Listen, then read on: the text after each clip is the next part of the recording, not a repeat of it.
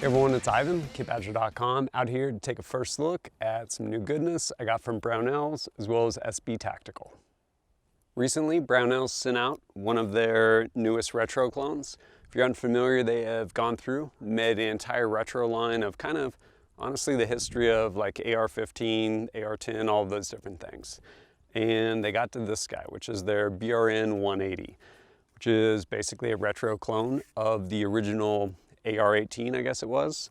So back in the early days, when Eugene Stoner was over at ArmaLite, him and some other engineers ended up coming up with a piston-fired AR platform, basically.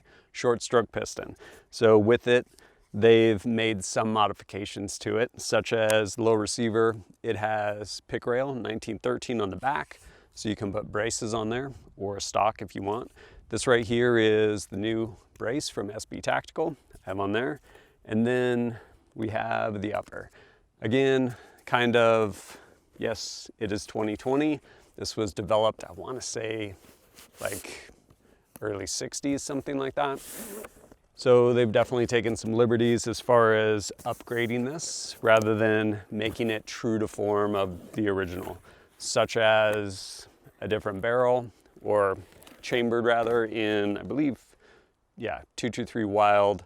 And yeah, basically little improvements to include actually using 1913 rail across the top so that you can mount optics and accessories, and same with being able to use M-lock on the handguard.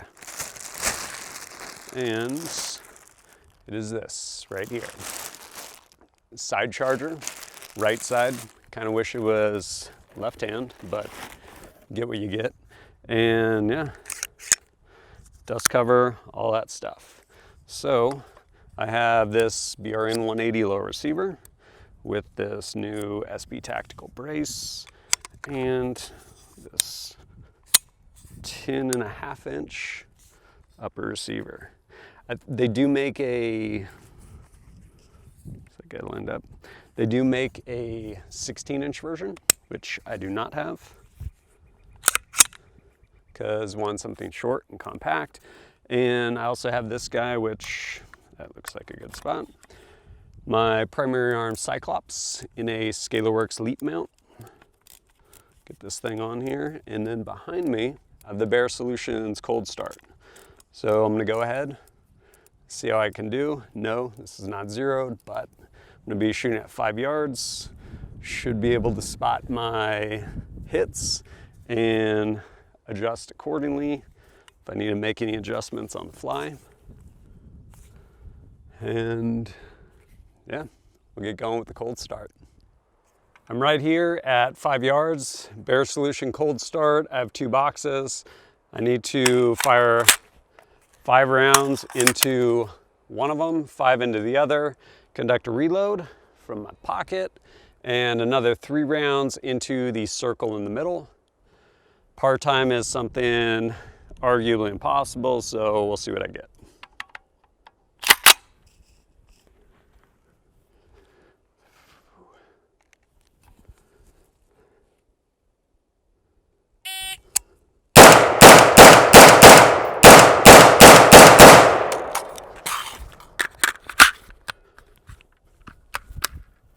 Ah!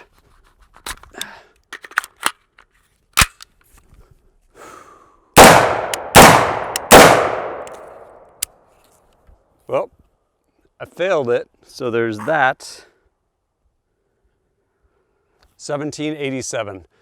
I ended up dropping, well, we'll go look at it. Dang it. Sometimes you win, and then other times this happens. But optic still isn't zeroed. I actually pulled it off my son's 22. I figured it would probably be shooting low, especially this close. So I started out holding the very top edge. One of my rounds went high, outside the box, immediate fail. And then got my other 5 over here.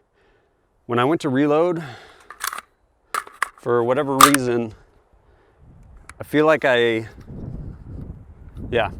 seated the magazine, and I feel like it probably shouldn't be allowed to do that. But the magazine got seated too deep, and I jammed it in there and it wouldn't let the bolt forward.